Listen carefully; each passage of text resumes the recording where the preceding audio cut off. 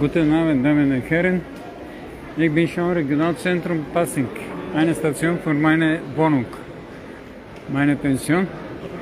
Schauen Sie, was ist passiert heute, letzter Tag, Oktoberfest. Viele Leute. Jetzt, heute muss ich fahren in eine andere Stadt, bringen etwas für einen Freund von gleicher Stadt, Bulgarien, Kırjeli. Schauen Sie, was los. Wie viele Leute. Jetzt muss ich кралям Bulgarisch. Добър вечер, дами и господа. В момента съм на регионален център Пасинг. Това Йормас функционира от 30 години. Само тия дават на 2 евро. Капучино, кафе и други екстри.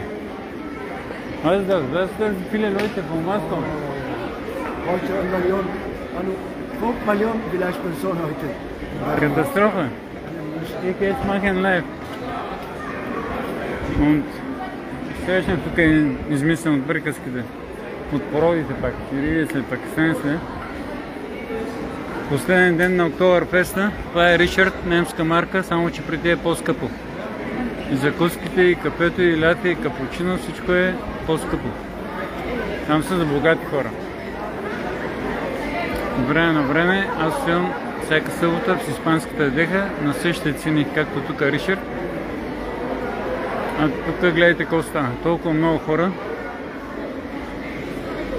не е имало, както аз съм тук. От 5 години. Октоберфест явно влаковете са препълнени. Не знам как ще пътувам. Катастрофа. Това тук е Макдоналдс. Пак са мои хора.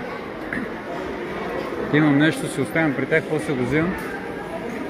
И днеска трябва да отида да пусна и тотото.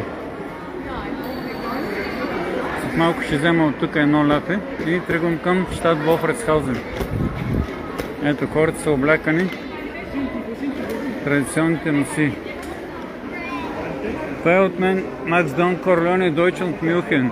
Някой ден ще дойда.